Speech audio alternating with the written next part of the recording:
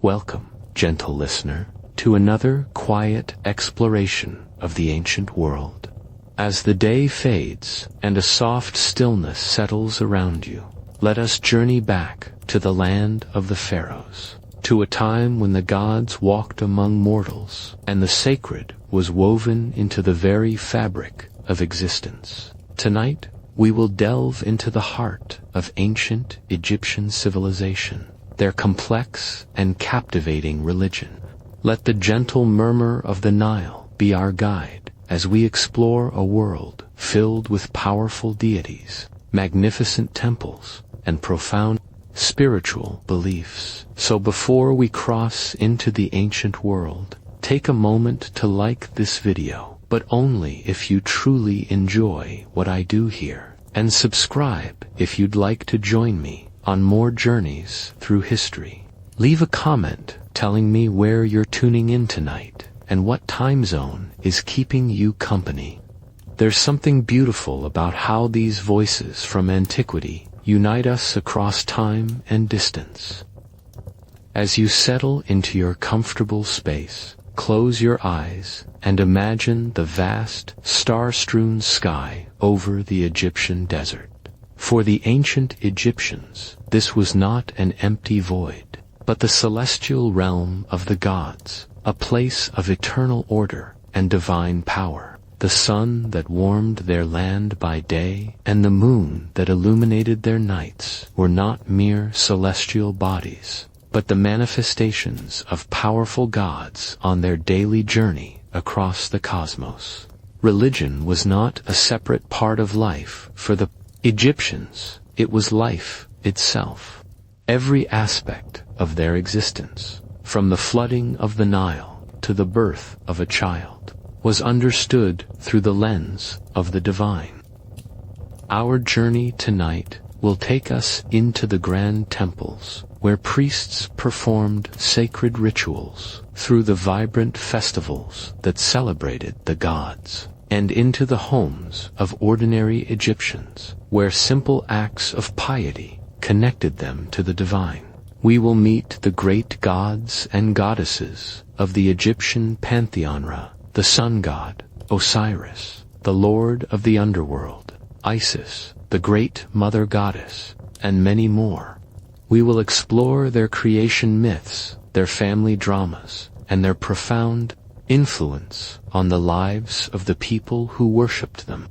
Allow your mind to drift, your body to relax, and let the story of Egyptian religion guide you gently toward a deep and peaceful sleep.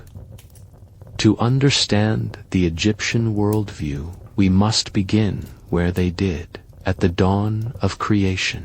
The ancient Egyptians did not have a single unified creation myth, but rather a collection of different traditions that emerged from the great religious centers of their civilization. While these myths differed in their details, they shared a common set of core ideas: the emergence of order from chaos, the creation of the first gods, and the formation of the world as they knew it. The most influential of these creation myths originated in the city of Heliopolis, the center of the sun cult. According to the Heliopolitan tradition, in the beginning, there was only the primordial watery abyss, a dark, chaotic ocean known as Nun. From these formless waters, the first god, Adam, emerged through an act of sheer will. Adam was a being, the source of all divine power. He is often associated with the setting sun and is considered the original creator god. Alone in the vastness of Nun, Adam felt a profound sense of loneliness. Through an act of masturbation, or by spitting, he brought forth the first divine pair, his son, Shu, the god of air and light, and his daughter, Tefnut, the goddess of moisture. Shu and Tefnut represented the first separation of elements from the unified chaos of Nun, the first stirrings of order in the universe. Shu and Tefnut, in turn, gave birth to the next divine couple, Geb, the earth god, and Nut, the sky goddess. In the beginning, Geb and Nut were locked in a tight embrace, and there was no space between the earth and the sky. Their father, Shu, the god of air, had to intervene. He forcefully separated them, lifting Nut high above Geb to form the arch of the heavens. This act created the space in which life could exist. Shu, the air, stood between them, holding them apart for all eternity. This is why the Egyptians believed the sky was held up by the air, and why the earth was a male deity and the sky a female one, a reversal of the gender roles found in many other mythologies. From the union of Geb and Nut came the next generation of gods, the four deities who would play a central role in the great drama of Egyptian mythology: Osiris, Isis, Seth, and Nephthys. Osiris became the first king of the earth, a wise and benevolent ruler who taught humanity the arts of agriculture and civilization. His sister wife Isis was a powerful magician and a devoted mother. Seth, their brother, was a god of chaos, storms, and the desert, and he was consumed by jealousy of his brothers. Power, Nephthys, their sister, was the wife of Seth, but she was secretly in love with Osiris. Another important creation myth came from the city of Memphis, the ancient capital of Egypt. The Memphite theology centered on the god Ptah, the patron deity of craftsmen. According to this tradition, Ptah was the ultimate creator god who brought the world into being not through physical acts, but through the power of his thought and his word. He conceived the idea of the world in his heart, which the Egyptians believed was the seat of intelligence, and then brought it into existence by speaking its name. This concept of creation through divine utterance is a sophisticated theological idea that predates similar concepts in other major world religions. In the Memphite tradition, even the great god Adam and the other Heliopolitan deities were considered to be creations of Ptah, brought into being by his divine will. A third major creation story originated in the city of Hermopolis, the center of the cult of Thoth, the god of wisdom. The Hermopolitan myth describes the primordial chaos of Nun as being inhabited by 8 primeval deities, known as the Ogdoad. These 8 gods existed in 4 male-female pairs, each representing a different aspect of the chaotic state before creation. Nun and Nanit represented the primordial waters, Ha and Hawat, the infinity of space, Kuk and Kalkit, the darkness, and Amen and Amonit, the hiddenness or invisibility. These 8 deities were often depicted with the heads of frogs for the males and snakes for the females. From their interaction, a great cosmic egg or a lotus flower emerged from the waters of Nun. From this egg or lotus, the sun god Ra was born, and his emergence brought light and order to the universe, initiating the process of creation. These different creation myths were not seen as contradictory by the ancient Egyptians. They were viewed as complementary perspectives on the same profound mystery. The Egyptians were comfortable with a multiplicity of divine truths, and they often syncretized different traditions, combining gods and myths in complex and creative ways.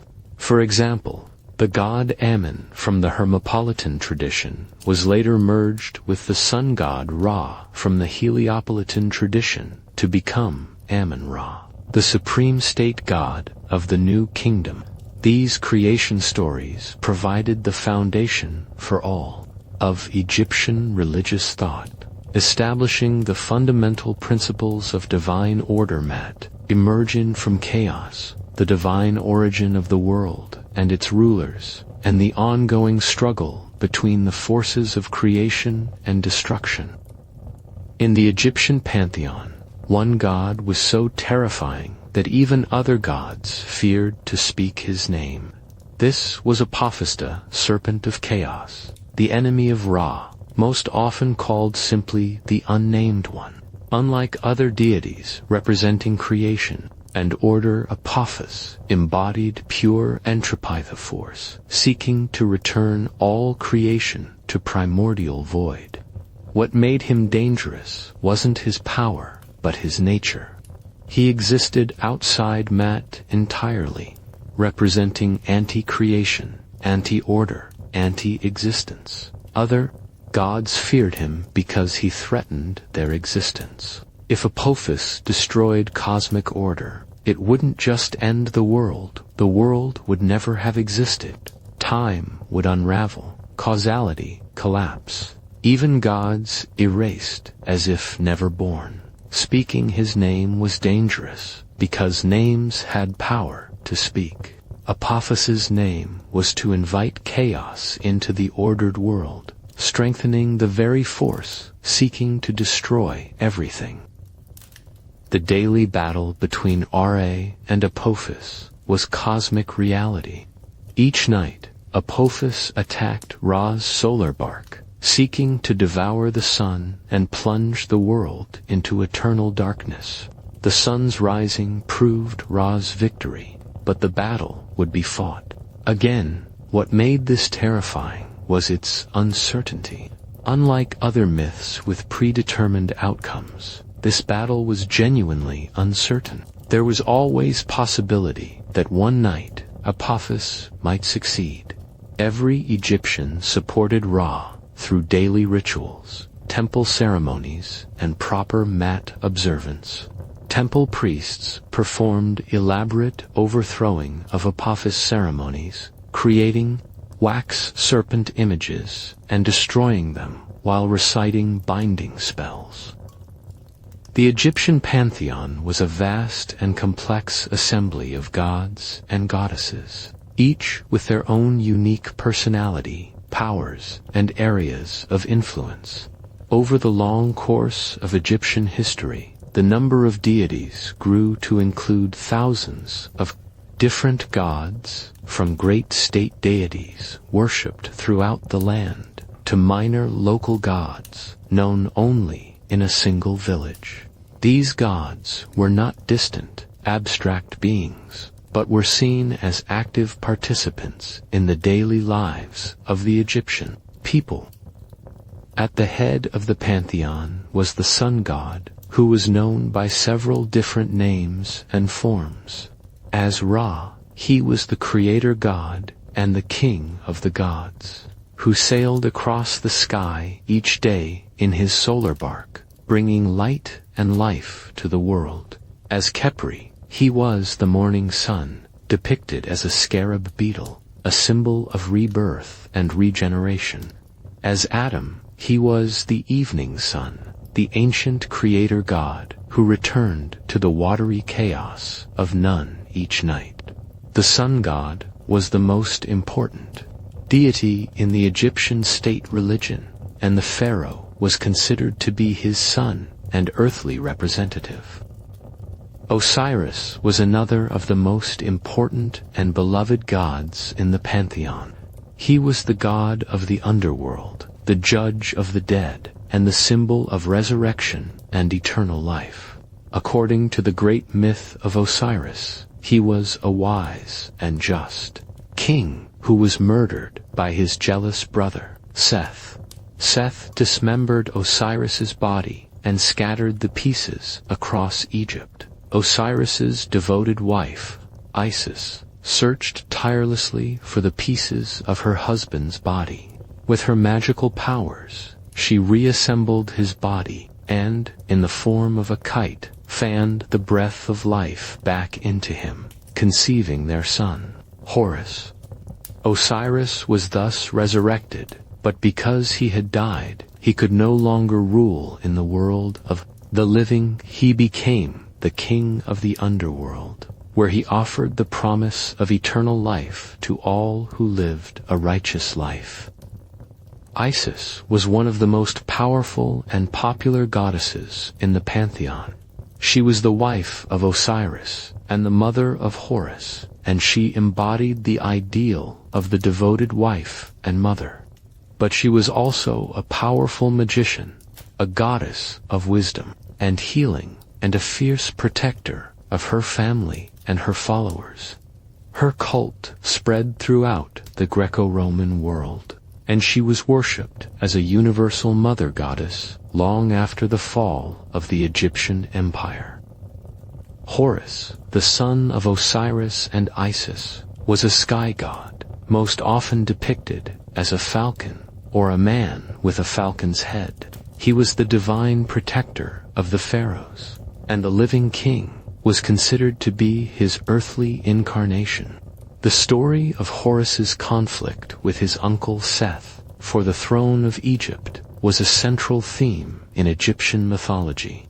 After a long and violent struggle, Horus defeated Seth and became the rightful king of Egypt, restoring order to the land. The iconic Eye of Horus, which was torn out during one of his battles with Seth, but was magically restored by Thoth, became a powerful symbol of protection, healing, and royal power.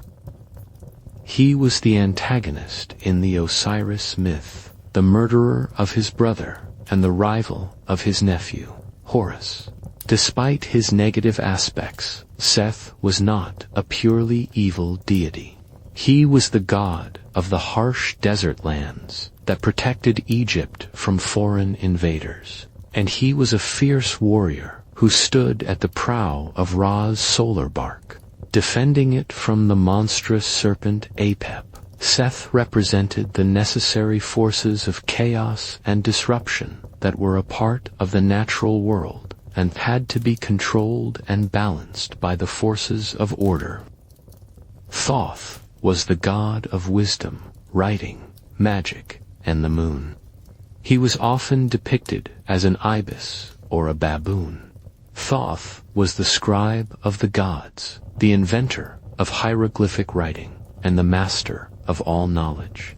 He was the one who recorded the verdict in the weighing of the heart ceremony and who restored the Eye of Horus. He was a calm, wise, and impartial deity, a divine mediator who helped to resolve disputes among the gods.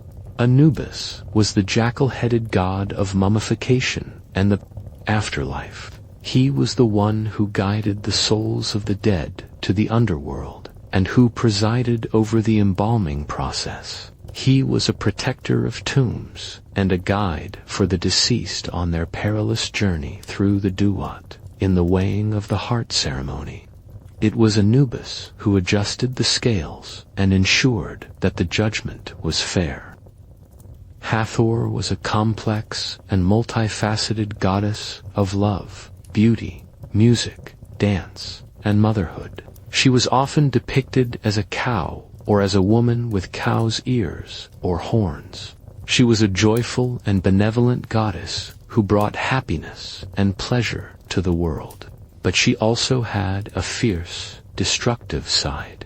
In one myth, she was sent by Ra to punish humanity for plotting against him, and she transformed into the lioness goddess Sekhmet, who went on a bloody rampage until she was tricked into drinking a vast quantity of beer dyed red to look like blood, which made her drunk and pacified her. Sekhmet, the lioness goddess, was the goddess of war, pestilence, and healing. She was a fearsome and powerful deity, the bringer of disease and destruction, but she was also a powerful healer who could cure those who appeased her.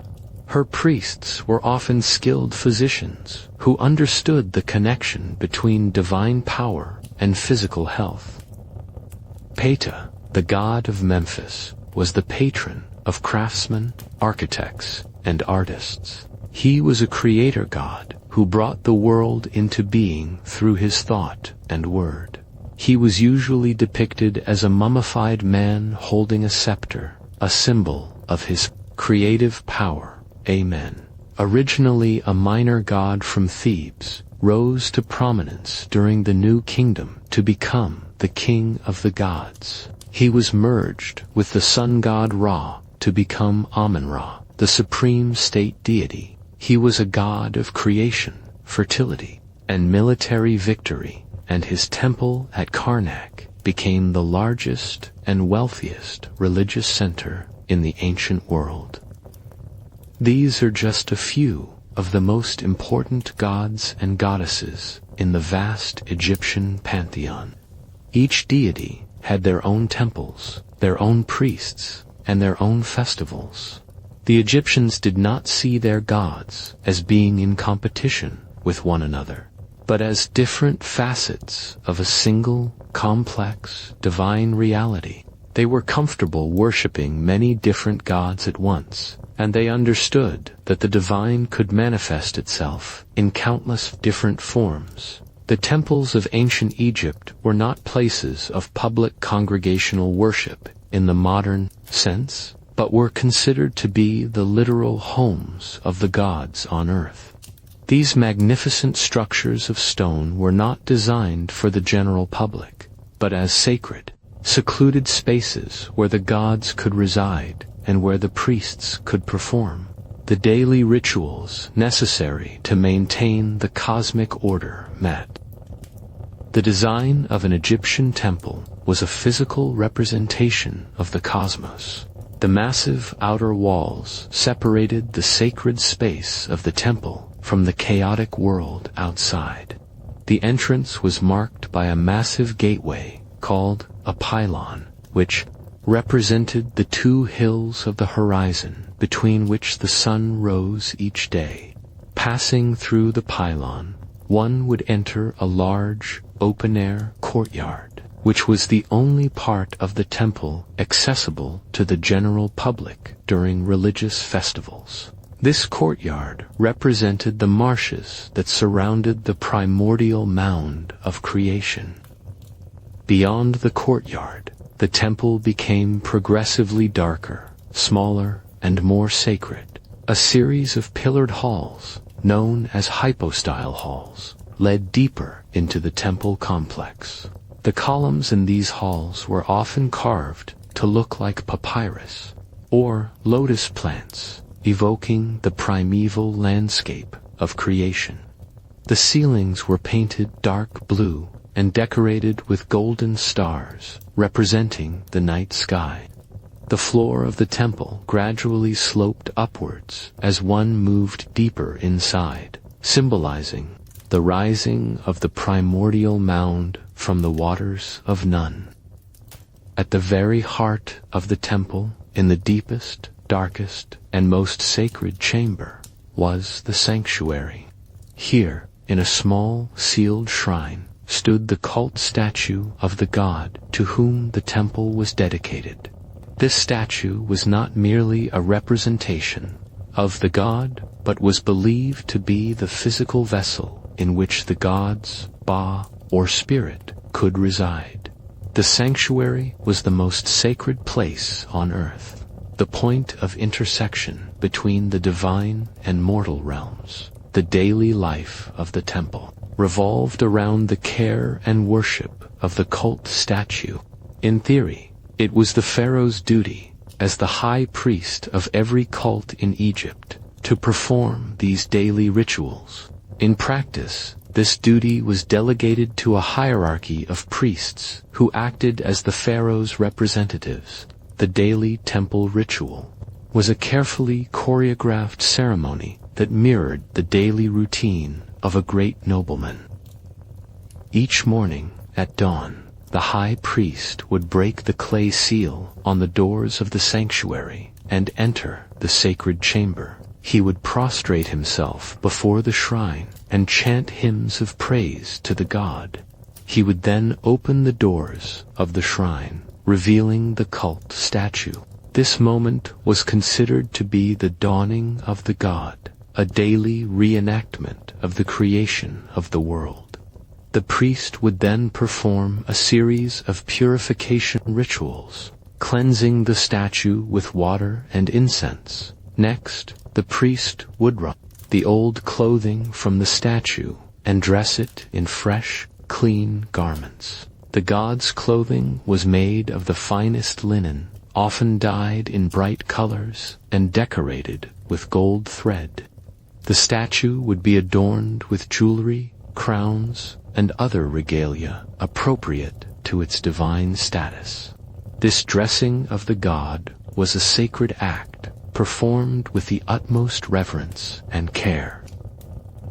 After the god was properly dressed, the priest would present the morning meal. This consisted of bread, beer, meat, fruits, vegetables, and other delicacies, all of the finest quality. The food was arranged on offering tables before the shrine, and the priest would recite the offering formula, magically transforming the physical food into spiritual sustenance for the god. The god was believed to consume the spiritual essence of the food, while the physical remains would later be distributed among the priests as their payment for their services. Throughout the day, additional offerings would be made, and hymns and prayers would be chanted. At noon, a second meal would be presented, and in the evening, a final meal would be offered. At the end of the day, the priest would perform the closing ritual, sealing the shrine and the sanctuary until the next morning. This daily cycle of rituals was believed to be essential for maintaining the god's presence in the temple and ensuring the continued stability of the cosmic order. The priests who performed these rituals were not simply religious functionaries, but were highly educated and skilled professionals. They were organized into a complex hierarchy with different ranks and specializations. At the top was the high priest, known as the first prophet of the god. Below him were the second, third, and fourth prophets, each with their own specific duties and responsibilities. There were also specialized priests for different aspects of the cult. Lector priests, who recited the sacred texts, Wab priests, who performed the purification rituals, and Sem priests, who conducted the funeral rites. The priesthood was not a full-time occupation for most of its members. Instead, priests served in rotating shifts, working for 1 month out of every 4. During their month of service, they lived in the temple complex, following strict rules of ritual purity.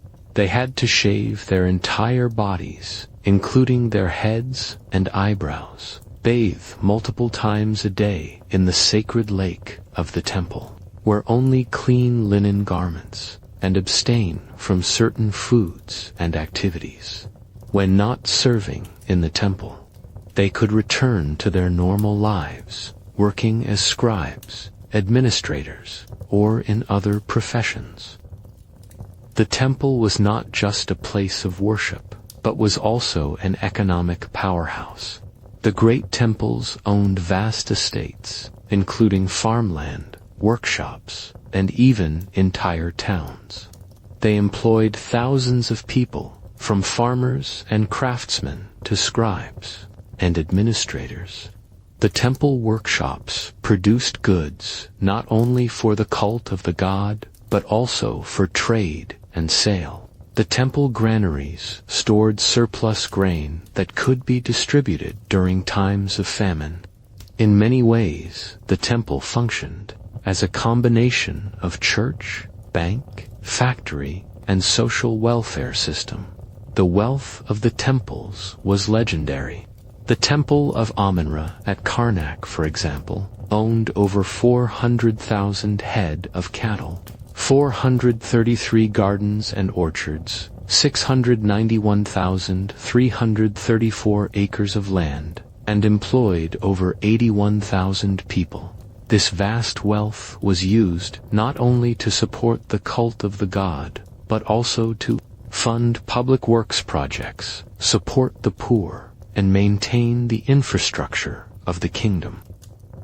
The temples also served as centers of learning and scholarship. They maintained libraries of religious and secular texts, and their scribal schools trained the next generation of priests, administrators, and scholars. The Temple of Ptah at Memphis was famous for its medical school, while the Temple of Thoth at Hermopolis was renowned for its astronomical observations and mathematical calculations. The relationship between the temple and the state was complex and symbiotic. The pharaoh was the theoretical head of every cult in Egypt, and he derived much of his legitimacy from his role as the intermediary between the gods and the people.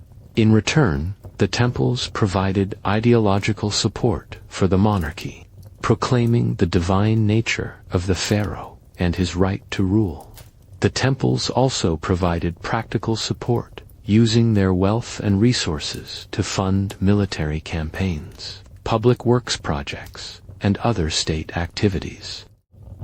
The religious life of ancient Egypt was punctuated by a rich calendar of festivals and celebrations that brought the gods out of their temples and into the streets, allowing the common people to participate directly in the worship of the divine.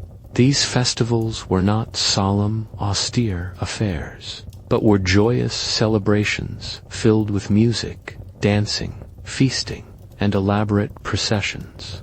They were times when the normal social order was temporarily suspended, when the gods walked among mortals, and when the entire community came together in celebration of their shared religious heritage. The most important festival in the Egyptian calendar was the Opet festival, celebrated annually in Thebes during the second month of the flood season.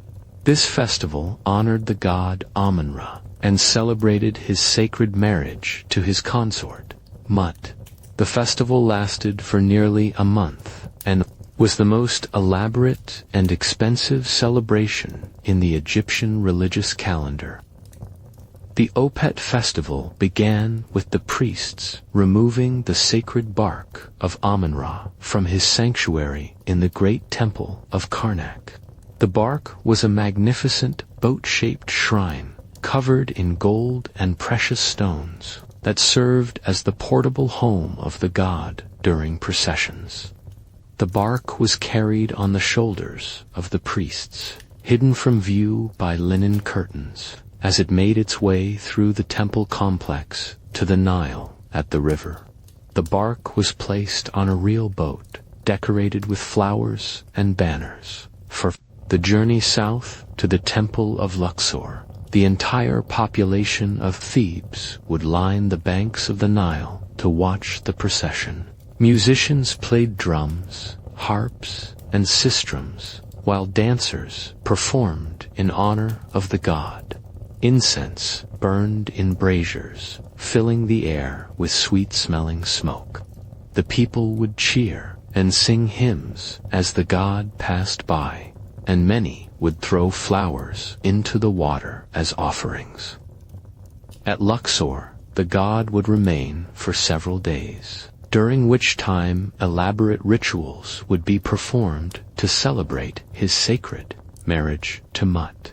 These rituals were believed to ensure the fertility of the land and the prosperity of the kingdom. The pharaoh played a central role in these ceremonies, acting as the earthly representative of the god and participating in the sacred marriage ritual. During the festival, the normal rules of society were relaxed. Free food and beer were distributed to the people, paid for by the temple and the royal treasury. The poor could eat like kings, and social distinctions were temporarily forgotten. It was a time of universal celebration and joy, when the entire community came together in worship of their patron god. Another major festival was the beautiful Feast of the Valley, celebrated on the west bank of Thebes in honor of the god Amun-Ra and the royal ancestors. During this festival, the bark of Amun-Ra would cross the Nile to visit the mortuary temples of the deceased pharaohs and the tombs of the nobles in the Valley of the Kings and the Valley of the Nobles. This festival was particularly important for the cult of the dead. Families would travel to the tombs of their ancestors, bringing food, flowers, and other offerings. They would spend the night in the tomb chapels, holding vigils and feasts in honor of their deceased relatives. It was believed that during this festival, the spirits of the dead could return to the world of the living and participate in the celebrations with their families.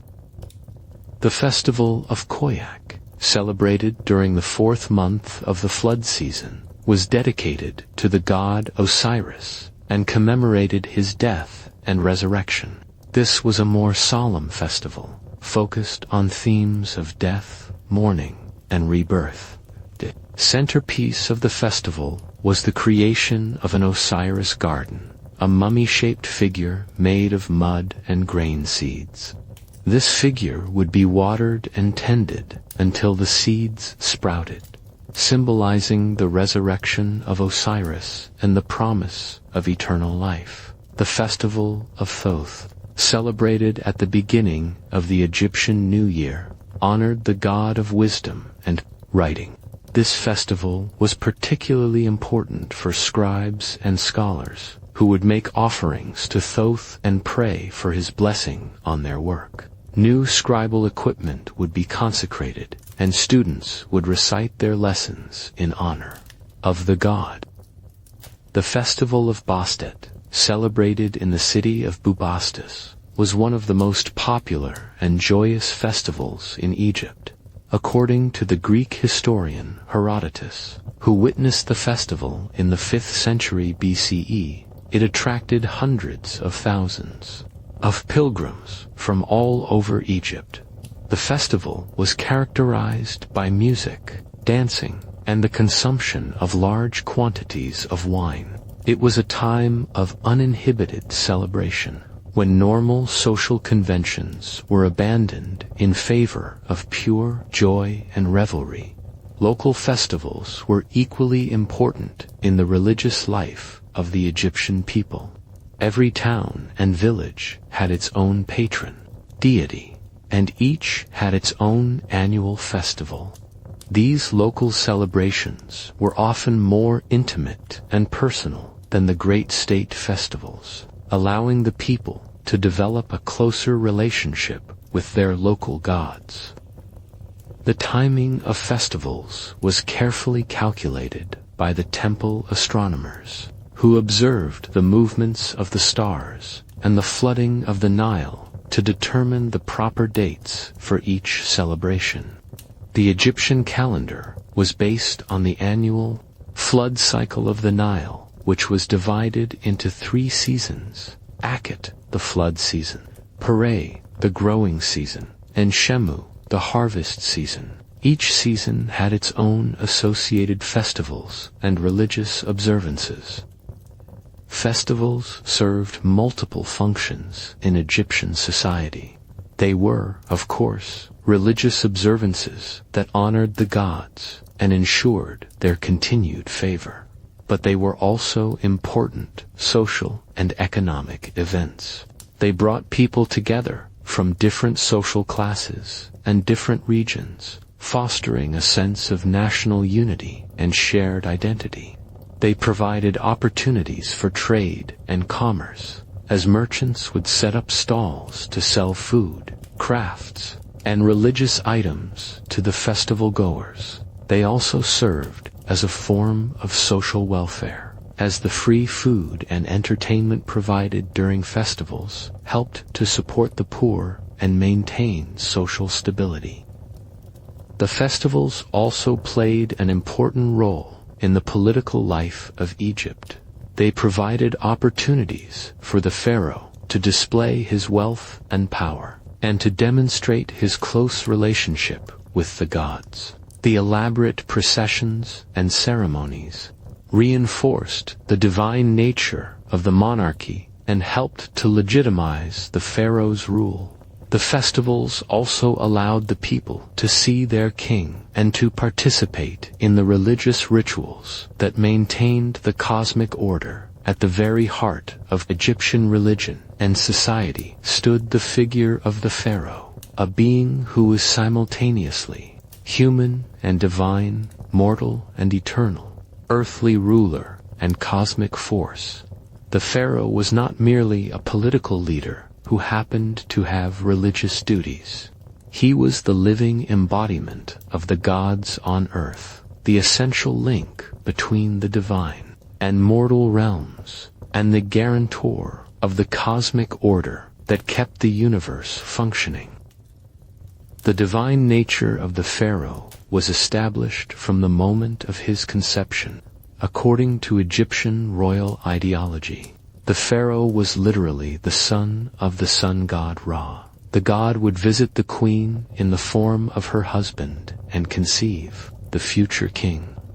This divine birth was depicted in elaborate reliefs in royal temples, showing the god Amun-Ra approaching the queen, the moment of conception, and the birth of the divine child under the protection of the gods.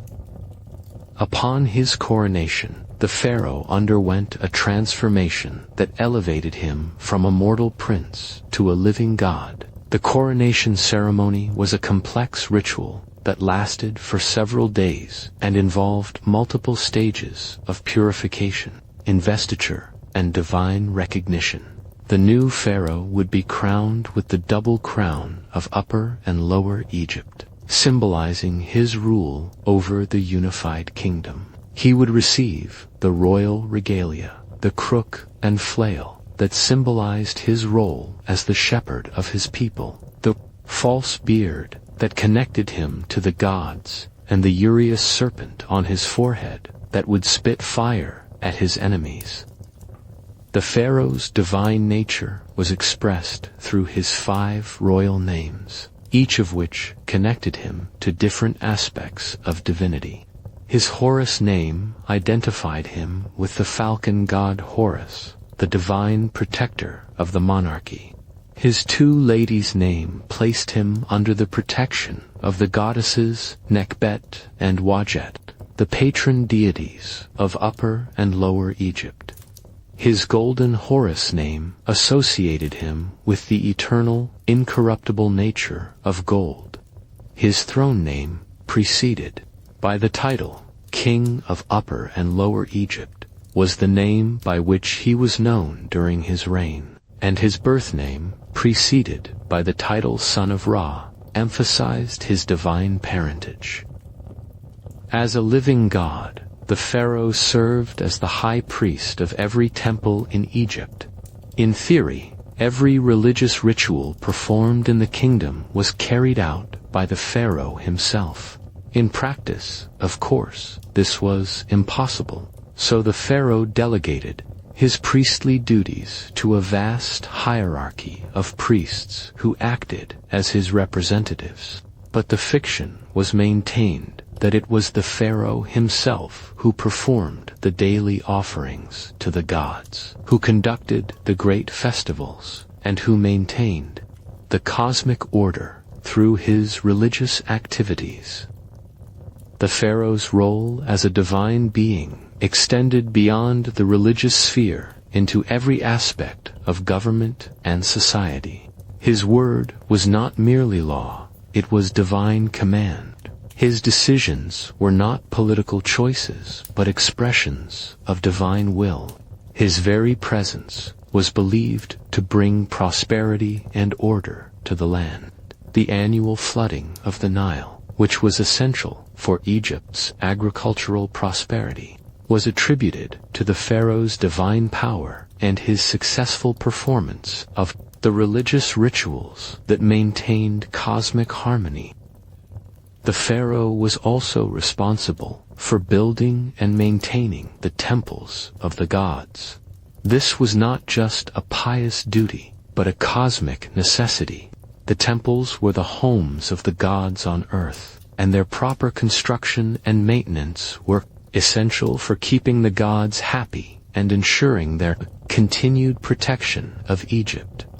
The pharaoh would personally participate in the foundation ceremonies for new temples, laying the first stone and performing the rituals that would consecrate the sacred space.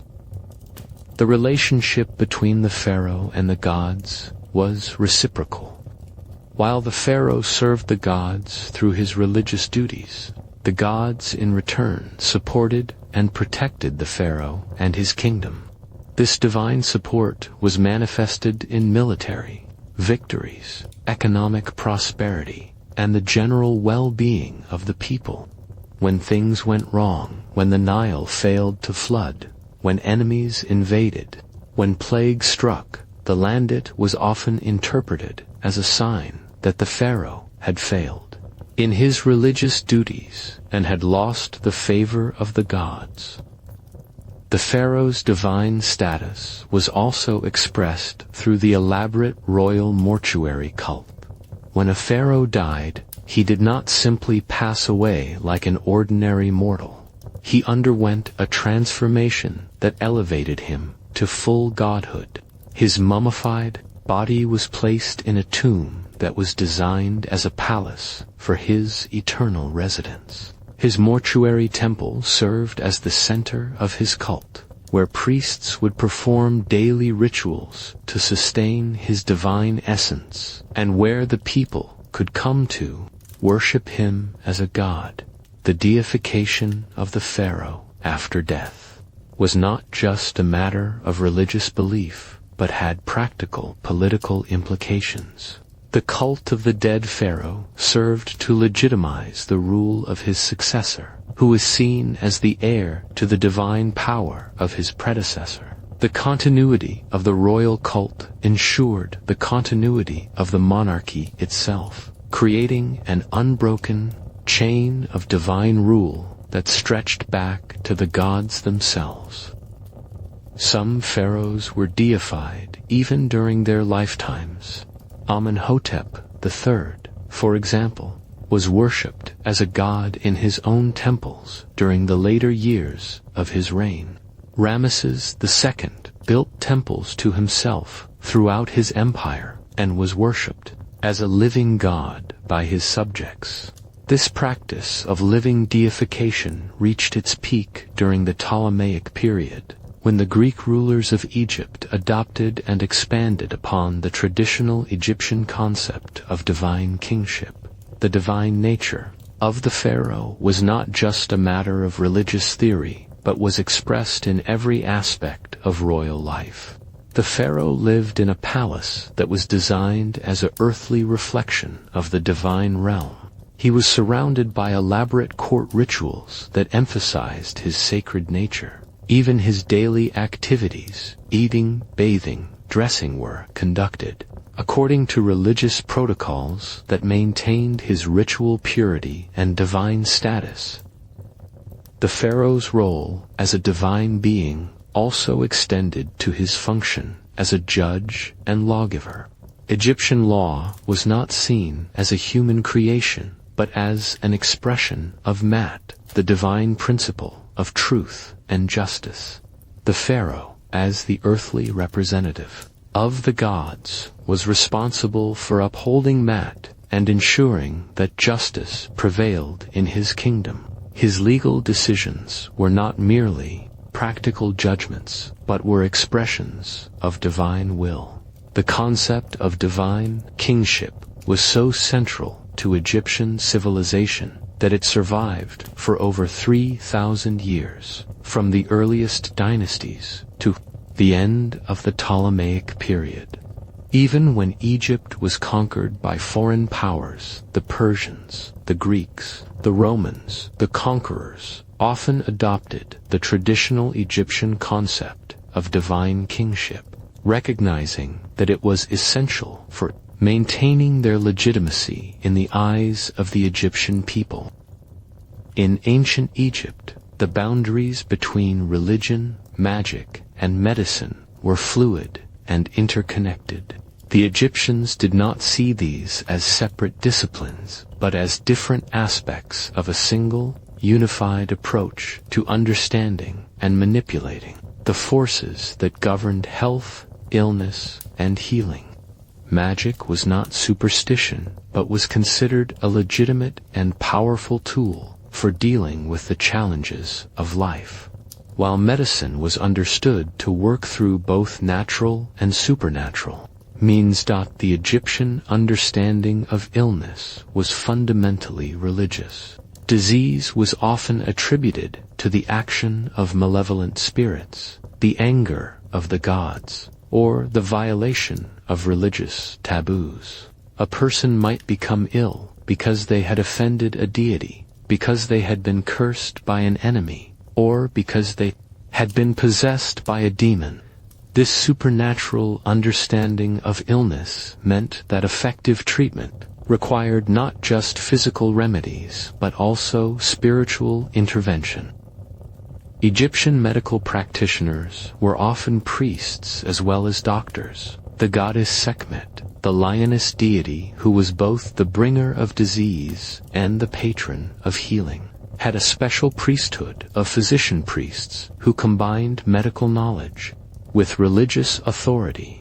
These priest-physicians understood that healing required both practical medical treatment and the proper religious rituals to appease the gods and drive away evil spirits. The practice of medicine in ancient Egypt was remarkably sophisticated for its time.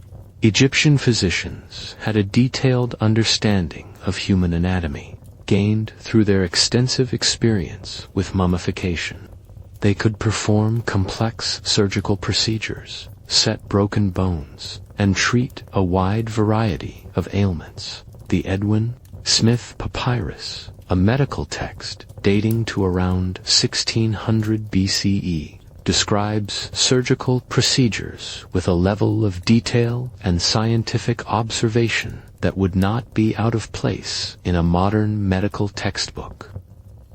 However, even the most practical medical treatments were accompanied by magical spells and religious rituals. A physician treating a broken bone would not only set the bone and apply a splint, but would also recite incantations to ensure proper healing and to prevent evil spirits from interfering with the recovery process. The medical papyri contain hundreds of spells and incantations designed to accompany various treatments, showing the integral role that magic played in Egyptian medicine. The tools of the Egyptian magician-physician were diverse and sophisticated. They included not only surgical instruments and medicinal herbs, but also amulets, magical texts, and ritual objects. Amulets were particularly important, as they were believed to provide ongoing protection against disease and evil influences. Different amulets were prescribed for different conditions. The Eye of Horus for general protection and healing, the Ankh symbol for life and vitality, the Jed pillar for stability and strength. Magical texts, written on papyrus or inscribed on amulets, contained spells for treating specific ailments. These texts often included detailed instructions for the preparation and administration of medicines, combined with the magical formulas that would make the treatment effective. The Ebers Papyrus, one of the most important medical texts from ancient Egypt, contains over 700 magical and medical prescriptions for treating everything from headaches to heart disease. The preparation of medicines was itself a magical act. Herbs and other ingredients had to be gathered at specific times, often during particular phases of the moon or at certain times of day. The preparation process involved not only the physical mixing of ingredients, but also the recitation of spells that would imbue the medicine with magical power. The physician would often invoke the aid of specific gods during the preparation process, asking for their blessing and assistance in creating an effective remedy. The administration of medicine was also accompanied by elaborate rituals. The patient might be required to fast or undergo purification ceremonies before treatment. The medicine would be given while specific spells were recited, and the patient might be required to wear certain amulets or perform particular actions to ensure the treatment's effectiveness. The entire process was designed to address not just the physical symptoms of the illness, but also its spiritual and magical causes. Egyptian magic was not limited to medical applications, but was used in all aspects of life. There were spells for protection during travel, for success in business, for winning the love of another person, for protection against thieves and wild animals. Magic was seen as a practical tool for dealing with the uncertainties and dangers of life, and most Egyptians would have known at least some basic magical formulas and protective spells. The practice of magic was not restricted to professional magicians, but was part of everyday life for ordinary Egyptians. Mothers would recite protective spells over their children. Farmers would use magical formulas to protect their crops, and travelers would carry amulets to ensure safe journeys.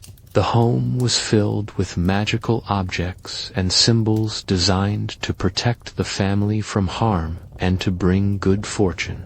Professional magicians, however, possessed specialized knowledge and training that allowed them to perform more complex and powerful magical operations. These magicians were often priests who had access to the sacred texts and ritual knowledge stored in the temple libraries. They could perform elaborate ceremonies for wealthy clients, create powerful amulets and magical objects, and deal with particularly difficult or dangerous supernatural problems. The power of Egyptian magic was believed to derive from the gods themselves. The god Thoth was considered the master of all magical knowledge, and many magical texts claimed to have been written by him. The goddess Isis was renowned as the greatest magician among the gods, and her magical knowledge was said to be so powerful that she could even deceive Ra, the king of the gods. Human magicians derived their power by invoking these divine patrons and by using the sacred words and formulas that the gods had revealed. The effectiveness of Egyptian magic was not just a matter of faith, but was supported by practical results. Many of the magical remedies contained ingredients that we now know to have genuine medicinal properties. The magical rituals often included elements that would have had real psychological benefits, helping patients to feel more confident and optimistic about their recovery. The combination of practical medicine, psychological support, and spiritual comfort provided by Egyptian slophones. Egyptian magic and medicine extended far beyond the borders of Egypt itself. Greek and Roman physicians studied Egyptian medical texts and incorporated Egyptian magical practices into their own healing traditions. The reputation of Egyptian magicians and physicians spread throughout the ancient world, and Egypt became known as the source of the most powerful and effective magical and medical knowledge. The ancient Egyptians possessed a unique and profound relationship with the animal kingdom that set them apart from virtually every other civilization in the ancient world. Animals were not merely creatures to be domesticated, hunted, or feared, but were seen as living manifestations of divine power. sacred beings that embodied the essence of the gods themselves.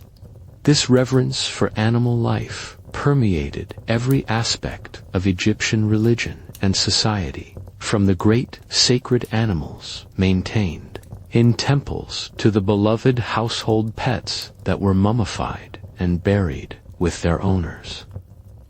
The Egyptian understanding of animals as divine beings was rooted in their observation of the natural world and their sophisticated theological thinking.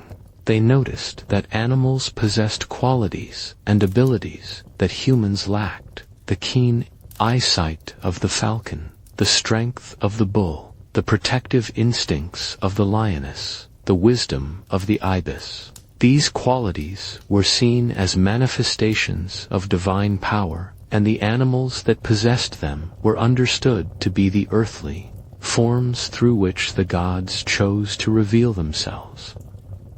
Each major deity in the Egyptian pantheon was associated with one or more animal forms. The sun god Ra was most commonly depicted as a falcon, soaring high above the earth and seeing all that transpired below.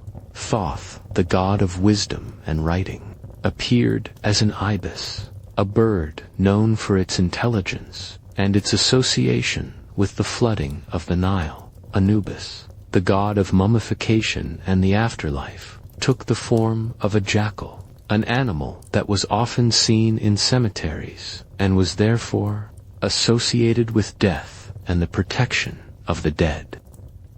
The goddess Bastet was depicted as a cat, an animal that was particularly beloved by the Egyptians for its grace, independence, and its ability to protect homes from snakes and rodents. Cats were so revered that killing one, even accidentally, was punishable by death. When a household cat died, the entire family would go into mourning, shaving their eyebrows as a sign of grief. The cat would be mummified and buried with great ceremony, often accompanied by mummified mice to provide it with food in the afterlife. The crocodile was sacred to the god Sobek, a powerful deity associated with the Nile and its life-giving floods. In the city of Crocodilopolis, live crocodiles were kept in sacred pools within the temple complex. These crocodiles were treated as living gods, fed the finest foods, adorned with golden jewelry, and worshipped by pilgrims who came from throughout Egypt to seek their blessings.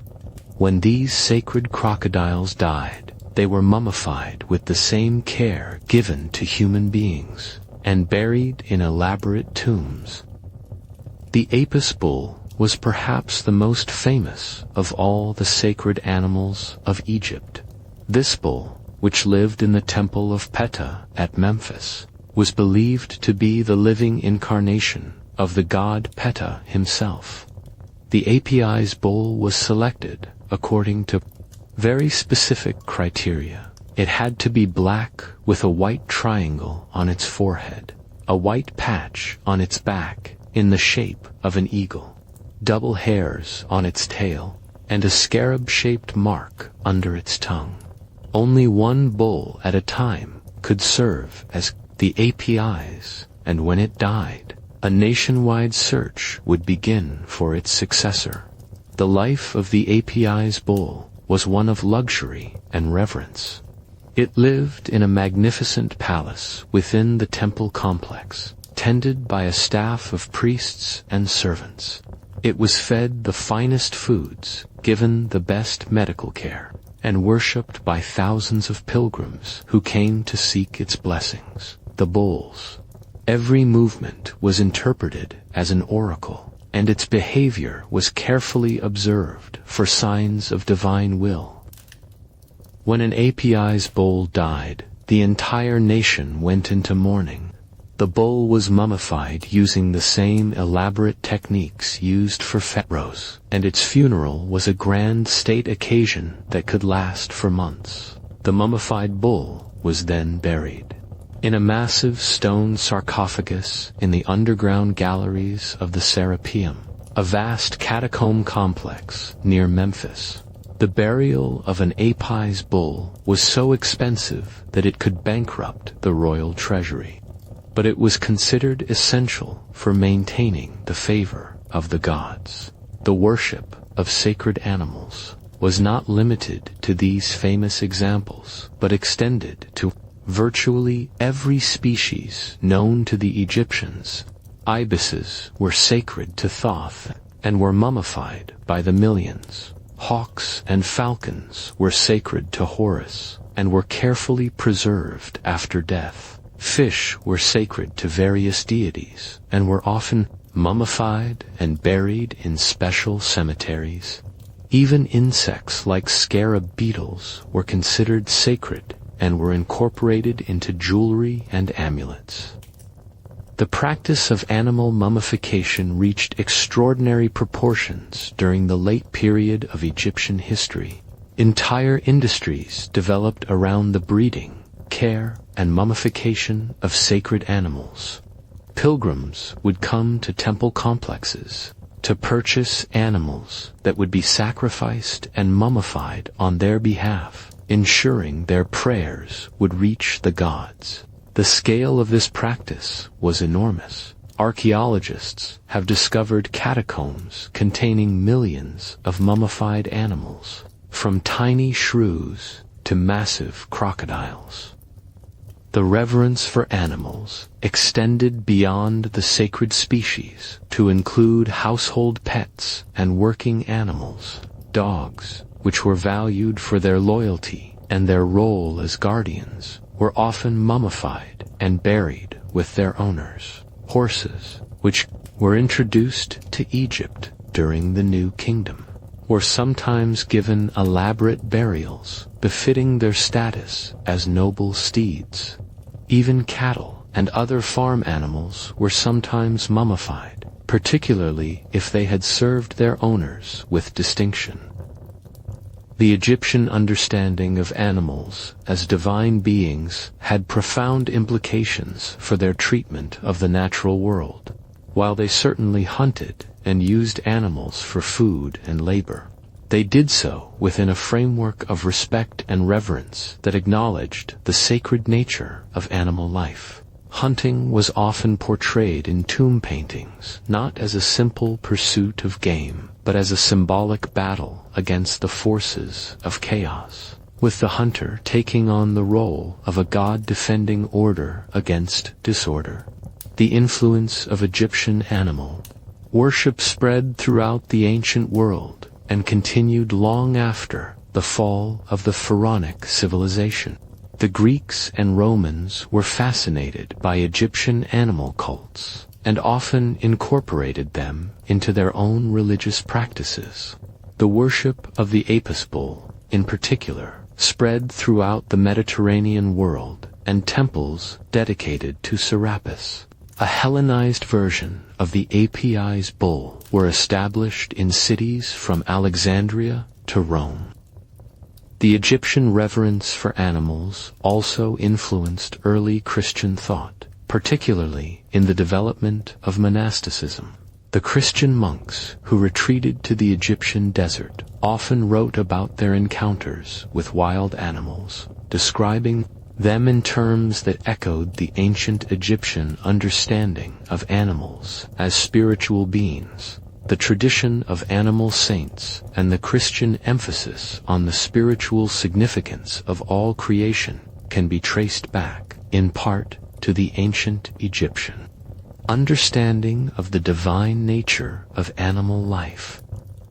While the grand temples and elaborate state rituals of ancient Egypt capture our imagination, the daily religious life of ordinary Egyptians was centered not in these magnificent public spaces, but in the intimate setting of the home. Personal piety and household religion formed the foundation of Egyptian spiritual life, creating a rich tapestry of beliefs and practices that connected every individual to the divine realm in deeply personal and meaningful ways. The Egyptian home was not merely a place of residence, but was understood to be a sacred space, a microcosm of the cosmic order that required constant attention and protection. Every house, from the humblest mud-brick dwelling to the grandest villa, contained a household shrine where the family would make daily offerings to their chosen deities and to the spirits of their ancestors. These shrines were typically located in the main living area of the house, often in a niche in the wall or on a special table or shelf. The household shrine was the focal point of family religious life. It typically contained small statues or images of the gods that the family particularly revered, along with offering bowls, incense burners, and other ritual equipment. The choice of which gods to honor in the household shrine was a personal one, often reflecting the family's profession, their regional origins, or their particular spiritual needs. A family of scribes might honor Thoth, the god of writing and wisdom. A family of craftsmen might worship Ptah, the patron of artisans. A family with young children might focus their devotions on Tauret, the hippopotamus goddess who protected women in childbirth. The daily routine of household worship was simple but meaningful. Each morning, the head of the household would light incense at the shrine, offer a small portion of food and drink to the gods, and recite prayers for the protection and prosperity of the family. These offerings were not elaborate affairs, but were heartfelt expressions of devotion and gratitude. A piece of bread, a cup of beer, a handful of flowers from the garden, these simple gifts were believed to be as pleasing to the gods as the elaborate offerings made in the great temples. Children learned the basics of religious practice by observing and participating in these daily household rituals. They would help their parents prepare the offerings, learn the traditional prayers and hymns, and gradually take on more responsibility for maintaining the family's relationship with the divine. This early religious education was not formal or systematic, but was woven into the fabric of daily life, creating a deep and lasting connection to the spiritual traditions of their ancestors. The protection of the home and family was a constant concern in ancient Egypt, and household religion included a wide variety of practices designed to ward off evil influences and ensure the safety of the inhabitants. Protective amulets were placed throughout the house, often built into the walls during construction or hung in doorways and windows. These amulets depicted various protective deities and symbols: the Eye of Horus for general protection, the Ankh for life and vitality, the Esse symbol for protection, and images of household gods like Base and Tauret. Base was one of the most popular household deities in ancient Egypt. This dwarf god, with his grotesque face, protruding tongue, and feathered headdress, might seem frightening to modern eyes, but to the ancient Egyptians, he was a beloved protector of the home and family. Base was particularly associated with the protection of women and children, and his image was commonly found in bedrooms and nurseries. He was believed to drive away evil spirits, protect against nightmares, and ensure safe childbirth. Despite his fearsome appearance, Base was also a god of joy and celebration, associated with music, dancing, and sexual pleasure. Tauret, the hippopotamus goddess, was another important household deity. She was depicted as a pregnant hippopotamus standing upright, often with the back and tail of a crocodile and the paws of a lion. Like Base, Tauret was a protector of women and children, particularly during pregnancy and childbirth. Her image was commonly found on household items like beds, chairs, and cosmetic containers, and pregnant women would often wear amulets bearing her likeness. The bedroom was a particularly important space in household religion, as it was here that the most intimate and vulnerable moments of life took place. Special protective rituals were performed to ensure safe sleep and to ward off the demons and evil spirits that were believed to be most active during the night. Headrests, which served as pillows in ancient Egypt, were often decorated with protective symbols and inscriptions. Some headrests contained hidden compartments where protective amulets could be stored. The birth of a child was surrounded by elaborate religious rituals and protective measures. The birthing chamber would be purified with incense and decorated with images of protective deities.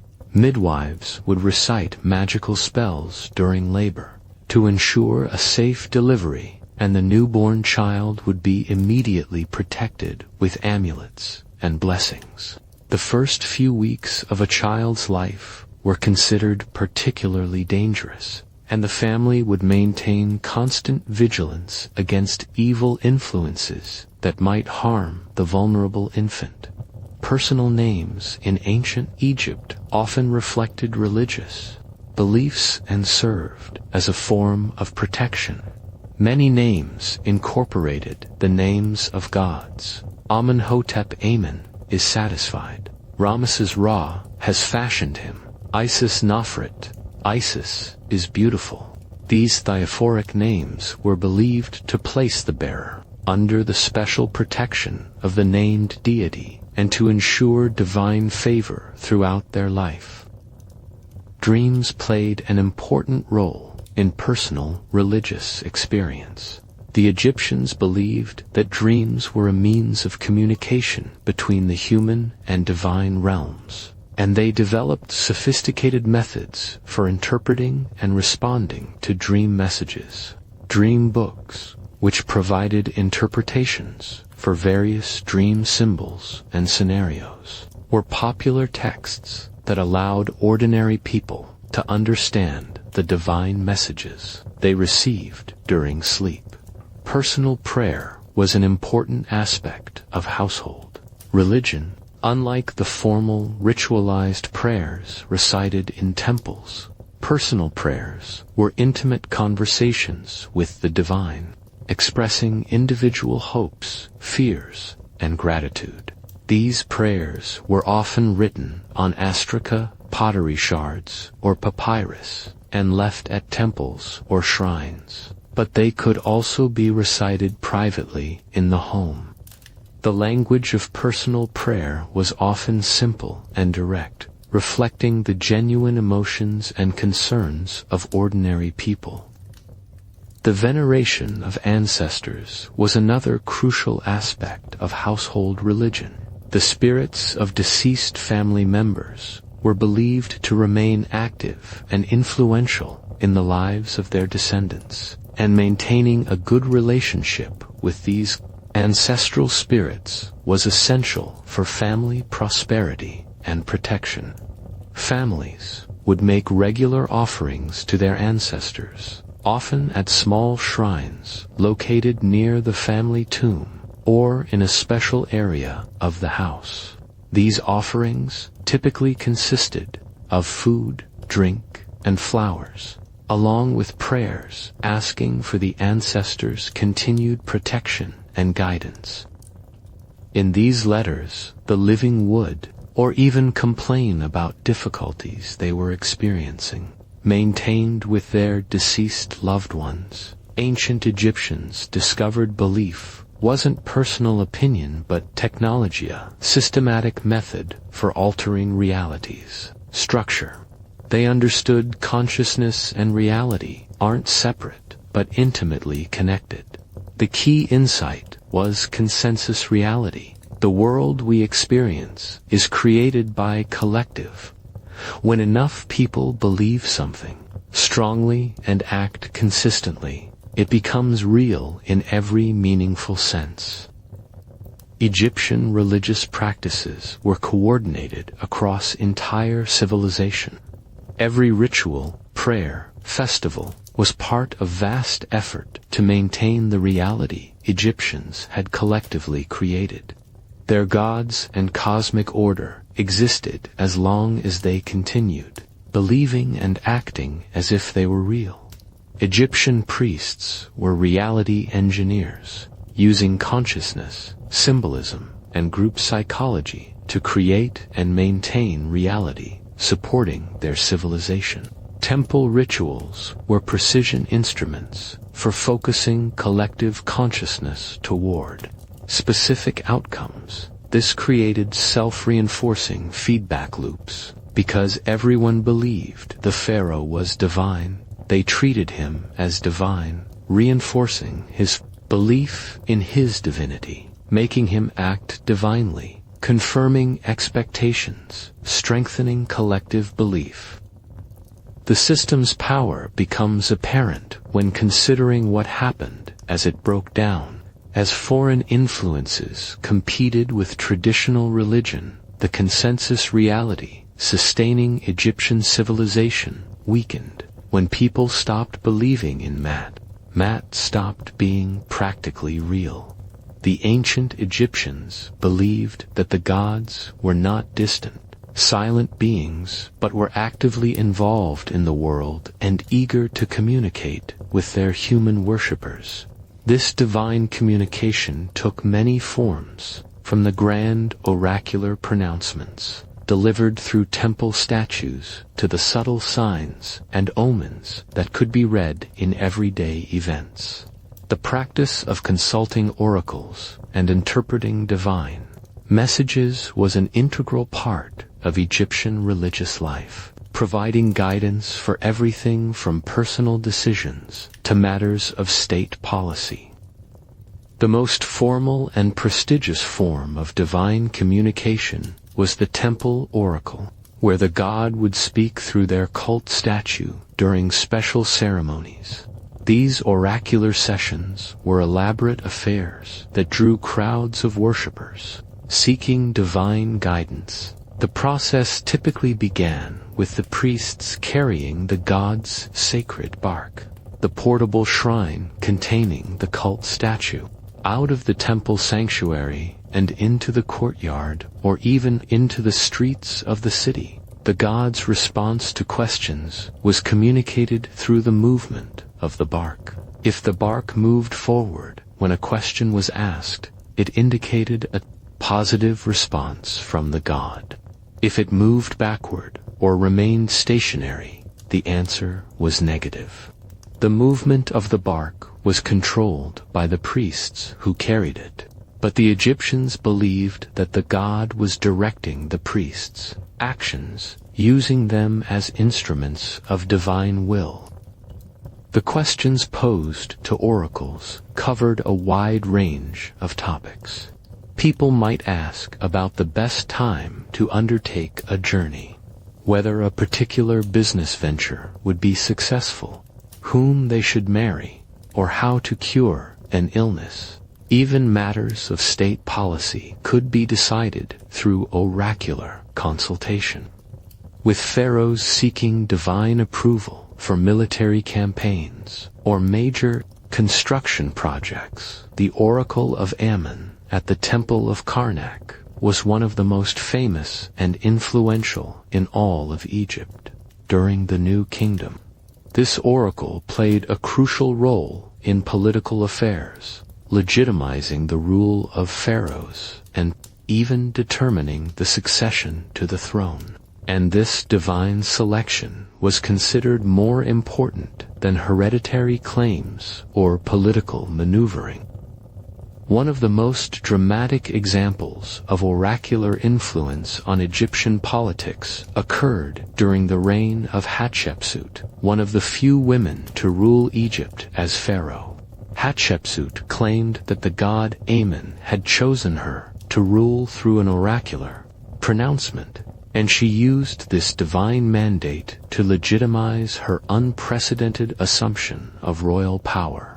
The walls of her mortuary temple at Deir el-Bahari are decorated with scenes depicting her divine selection by Amen, showing how oracular authority could be used to support even the most unconventional political arrangements.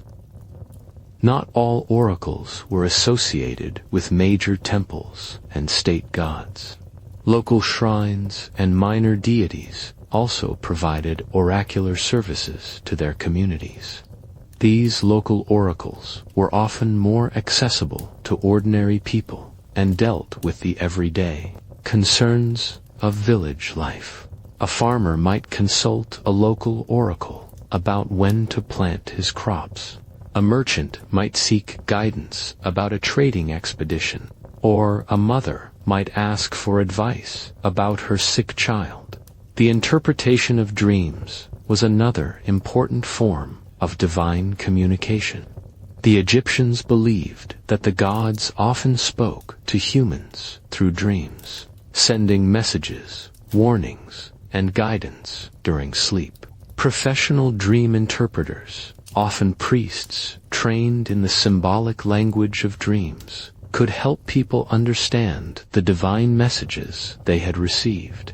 Dream interpretation manuals, written on papyrus, provided standardized meanings for common dream symbols and scenarios.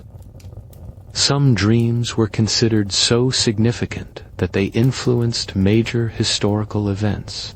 The pharaoh Thutmose IV erected a stela between the paws of the Great Sphinx at Giza, describing a dream in which the Sphinx, representing the sun god, promised him the throne of Egypt if he would clear away the sand that had accumulated around the monument. Thutmose IV carried out this task and subsequently became pharaoh, attributing his rise to power to this divine dream message. Omens and signs in the natural world were also interpreted as forms of divine communication. The behavior of sacred animals, unusual weather patterns, astronomical events, and even accidents or coincidences could all be read as messages from the gods. Priests trained in the interpretation of omens would observe these phenomena and advise rulers and private individuals about their meaning. The flooding of the Nile was perhaps the most important natural omen in Egyptian religion. The height and timing of the annual flood were carefully monitored and interpreted as indicators of divine favor or displeasure. A good flood, which brought the right amount of water at the right time, was seen as a sign that the gods were pleased with the pharaoh's rule and that the coming year would be prosperous. A poor flood, whether too high, too low, or badly timed, was interpreted as a warning that something was wrong in the cosmic order and that corrective action was needed. The heliacal rising of the star, Sirius, which the Egyptians called Sopdet, marked the beginning of the new year and was associated with the goddess Isis. Solar and lunar eclipses were interpreted as cosmic battles between the forces of order and chaos. The movements of the planets, which were associated with various gods, were carefully tracked and interpreted for their oracular significance. Personal divination practices allowed ordinary Egyptians to seek divine guidance without the need for professional priests or elaborate temple ceremonies. Simple techniques like casting lots, interpreting the patterns of oil on water, or observing the behavior of animals could provide answers to everyday questions. These practices were often performed in the home and required no special training or equipment. The use of magical papyri for divination was another popular practice. These texts contained spells and procedures for communicating with the gods and obtaining divine guidance. Some of these spells involved elaborate rituals with specific ingredients and timing, while others were simple prayers that could be recited by anyone seeking divine help. The Egyptians also believed that the dead could serve as intermediaries between the living and the gods. Letters to the dead, written on papyrus or pottery and left at tombs, often included requests for the deceased to intercede with the gods on behalf of the living. The spirits of the dead were thought to have special access to divine knowledge and could provide guidance and protection to their living descendants. The practice of incubation, or sleeping in a sacred place to receive divine dreams, was another method of seeking divine communication. Pilgrims would spend the night in temple complexes, hoping to receive healing or guidance through dreams sent by the resident deity. Special sleeping chambers were sometimes provided in temples for this purpose, and priests would interpret the dreams received by the pilgrims. The reliability and authenticity of oracular pronouncements were matters of great concern to the ancient Egyptians. Various safeguards were developed to ensure that divine messages were genuine and not the result of human manipulation or error. Multiple oracles might be consulted on important matters to confirm divine will.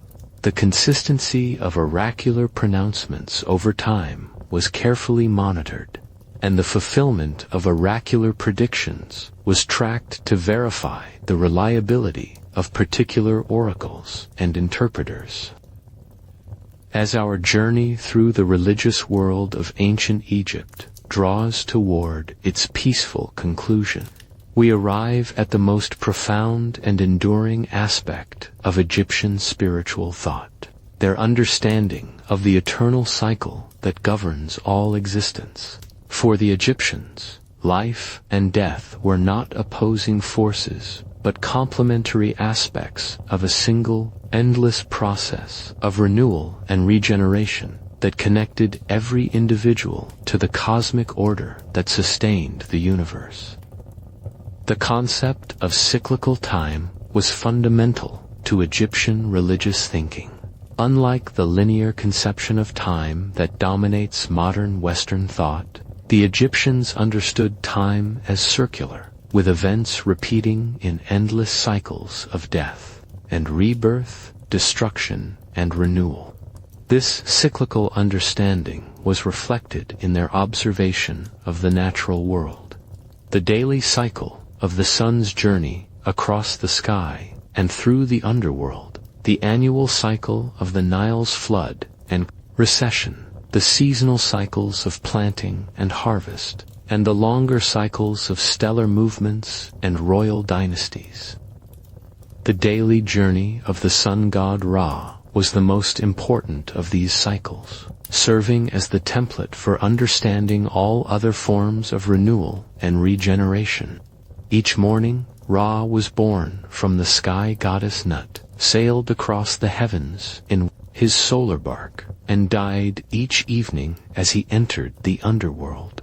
During the night, he traveled through the 12 hours of the Duat, facing dangers and obstacles, before being reborn at dawn to begin the cycle anew. This daily death and rebirth of the sun god was not seen as a repetitive routine, but as a cosmic sprama of renewal that ensured the continuation of life itself. The annual flooding of the Nile provided another powerful model for understanding the cycle of death and rebirth.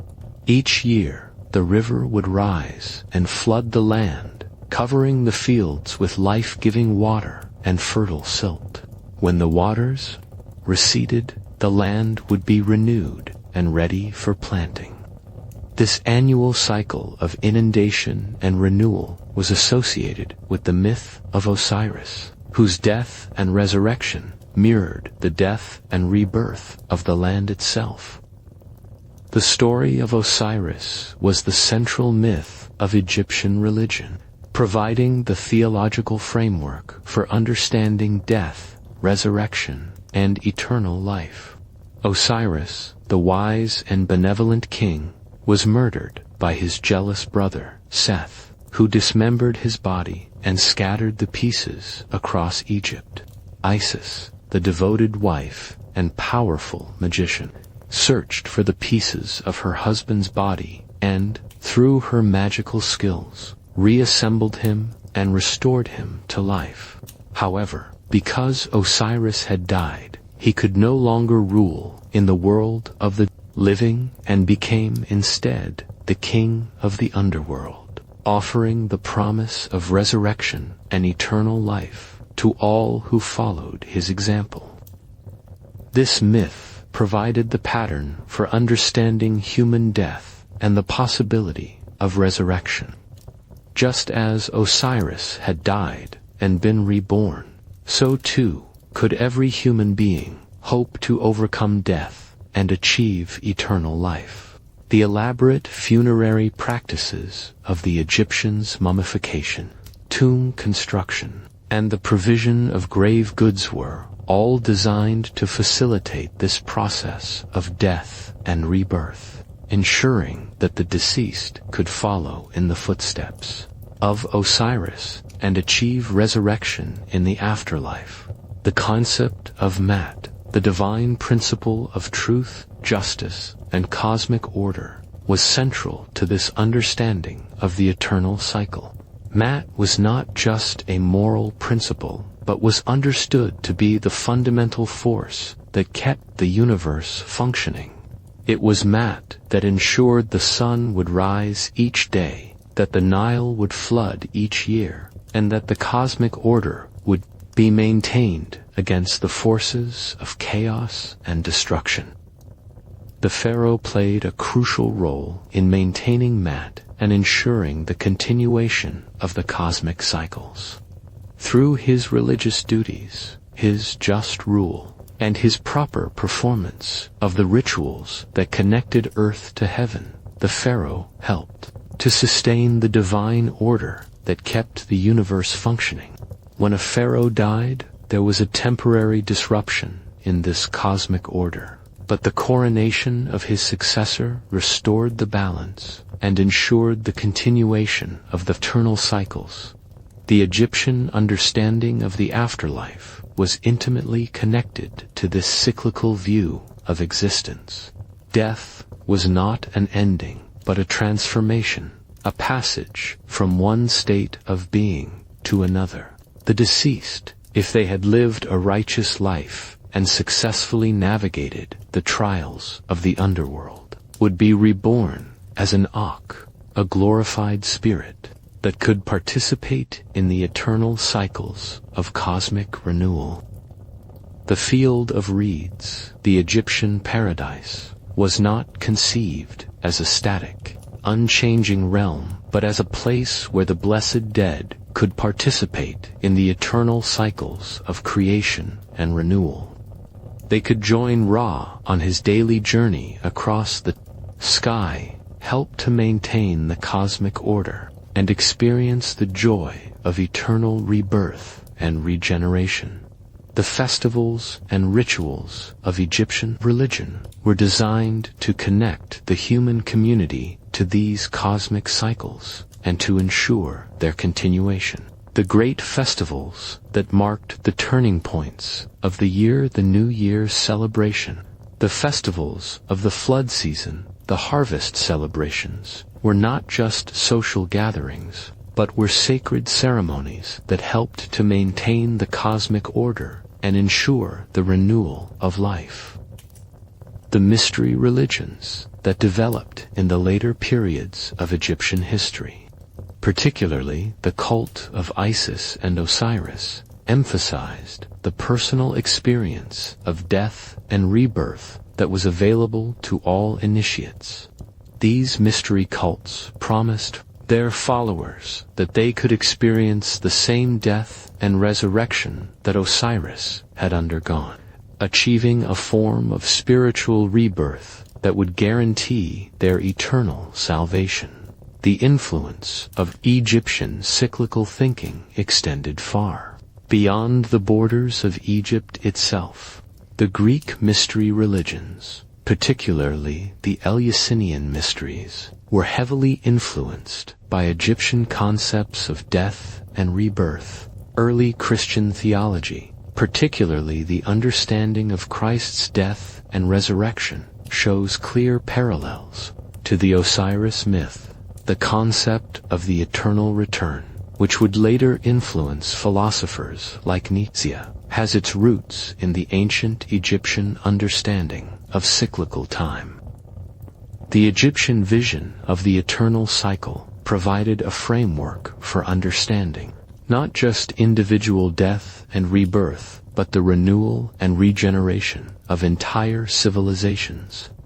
The Egyptians believed that their civilization itself was part of the cosmic order destined to endure as long as the cycles of nature continued. Even when their political power waned and their empire fell, they maintained faith in the eternal nature of their religious and cultural traditions. This understanding of eternal cycles also provided comfort and meaning in the face of personal loss and suffering. Death was not a final ending, but a transformation, a passage to a new form of existence. The separation from loved ones was temporary, as all would eventually be reunited in the eternal cycles of cosmic renewal. The hardships and injustices of earthly life would be balanced by the perfect justice and eternal joy of the afterlife. Ancient Egyptians understood something we've forgotten. The divine isn't separate from daily life, but is daily life itself. Every moment, action, breath, was sacred act, prayer, conversation with the infinite. For Egyptians, there was no division between sacred and secular. The baker kneading bread participated in the same cosmic process as the priest offering bread to gods. The farmer planting seeds enacted the same divine mystery as Pharaoh performing renewal ritual. This transformed mundane activities into worship. When grinding grain, Egyptian women reenacted cosmic processes by which gods transformed raw materials into life-sustaining sustenance. The grinding stones' circular motion echoed eternal cycles of sun and stars. Craftsmen weren't just creating objects, they participated in ongoing world creation. Egyptians believed gods created the world through craftsmanship, so every human creation act continued divine creation work. This gave daily life extraordinary depth. Every meal was communion with gods, every conversation prayer, every kindness ritual offering. Egyptians lived in a world saturated with meaning, where nothing was merely mundane. The key was attention and intention. The difference between sacred and mundane wasn't the act, but consciousness with which it was performed. Any activity could become sacred if done with right awareness. This understanding created excellence culture permeating Egyptian life. Because all work was sacred work, everything had to be the best possible. The magnificent art we admire today was natural expression of society understanding all creation as divine creation. As you prepare for sleep, remember this wisdom. Every breath is prayer, every heartbeat sacred rhythm, every moment an opportunity to participate in existence's divine mystery. As the gentle currents of our exploration through the sacred landscape of ancient Egypt carry us toward the peaceful shores of sleep, we find ourselves contemplating the profound legacy of a civilization that saw the divine not as distant and unknowable, but as intimately present in every aspect of existence. The ancient Egyptians created a religious worldview that was both magnificently complex and beautifully simple. Complex in its elaborate mythology and ritual practices, simple in its fundamental recognition that the sacred permeates all of life. In the soft darkness that now surrounds you, imagine the ancient Egyptian lying on their bed, gazing up at the star-filled sky through the window of their home. They would see not just points of light in the darkness, but the imperishable stars, where the blessed dead dwelt for eternity.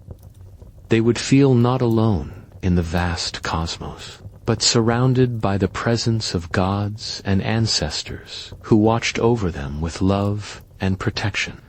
This sense of divine presence, of being held and sustained by forces greater than themselves, provided a foundation of security and meaning that sustained Egyptian civilization for over 3,000 years. The gods of Egypt were not abstract theological concepts, but were understood as real, living beings with personalities, emotions, and relationships. Ra was not just the sun, but was a king who ruled with wisdom and justice. Isis was not just a symbol of motherhood, but was a devoted wife and mother who had experienced the pain of loss and the joy of reunion. Osiris was not just a god of the dead, but was a being who had suffered, died, and been reborn, offering hope to all who faced the mystery of death. This anthropomorphic understanding of the divine made the gods accessible and relatable to ordinary people. A farmer could pray to Osiris, not as a distant deity, but as someone who understood the cycles of death and rebirth that governed agricultural life. A mother could appeal to Isis, not as an abstract principle of femininity, but as a fellow mother who had protected her own child from danger. A scribe could honor Thoth, not as a symbol of knowledge, but as a wise teacher who had invented the very writing that gave meaning to the scribe's work.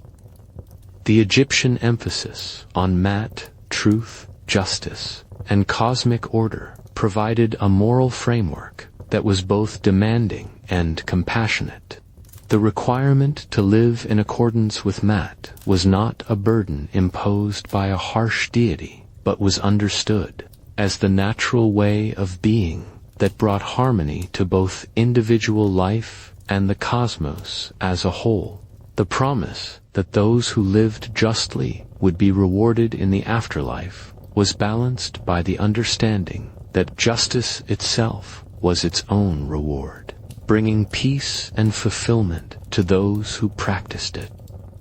The democratization of the afterlife in Egyptian religion represented one of the most significant spiritual developments in human history.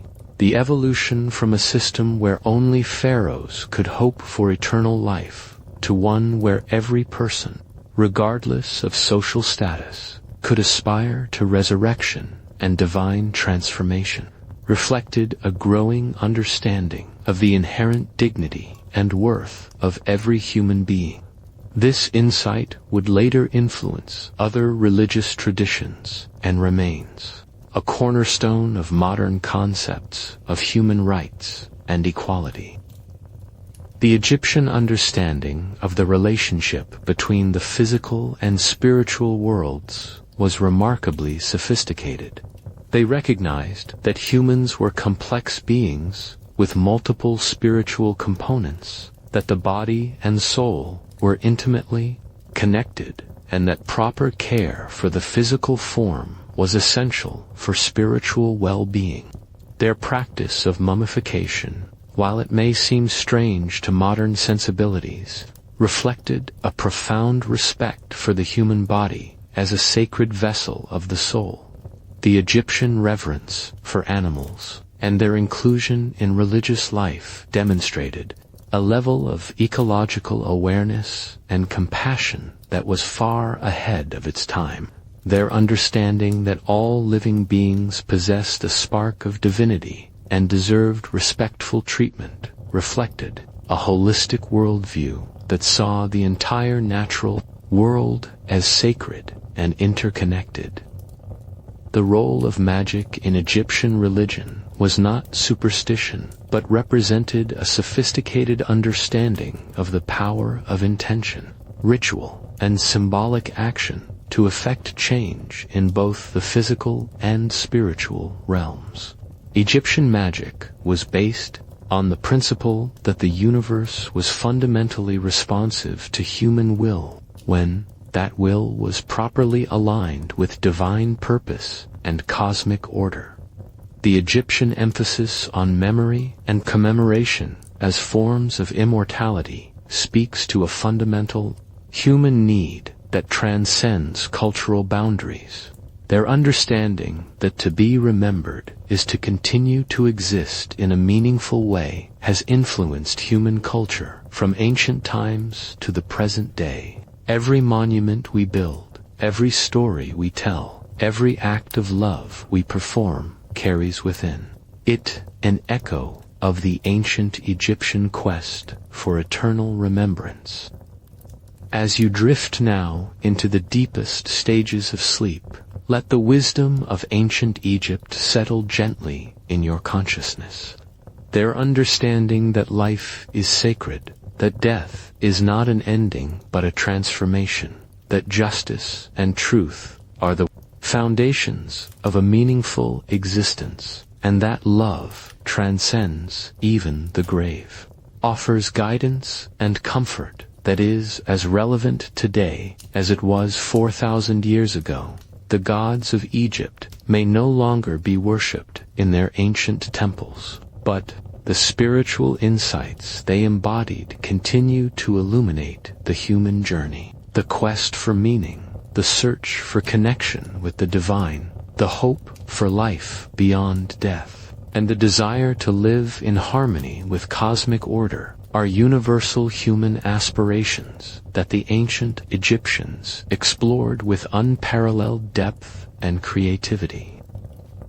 In your dreams tonight, may you find your own sacred Nile, flowing with the waters of peace and renewal.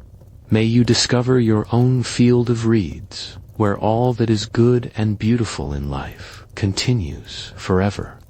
And may you wake tomorrow with the ancient Egyptian understanding that every day is a gift, every moment is sacred, and every life has the potential for transformation and transcendence. The eternal light that guided the ancient Egyptians on their spiritual journey continues to shine, illuminating the path for all who seek meaning, purpose, and connection with the divine. In recognizing this light, in honoring this wisdom, and in carrying forward this legacy of spiritual insight, we participate in the same eternal quest that motivated the builders of the pyramids and the scribes of the sacred texts.